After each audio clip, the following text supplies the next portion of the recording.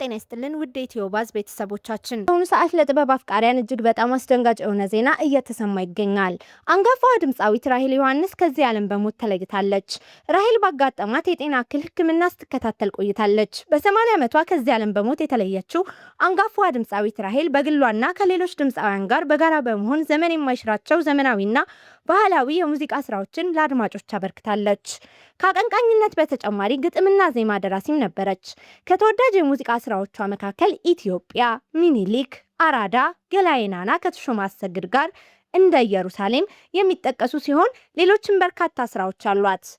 የአንጋፋዋ ድምፃዊት ራሄል ዮሐንስ ስርዓተ ቀብር ዛሬ በአዲስ አበባ ሀገረ ስብከት ደብረ ምጥማቅ ሰዓሊተ ምህረት ቅድስት ማርያምና ቅድስት ክርስቶስ ሰምራ ካቴድራል 8 ሰዓት ተፈጽሟል።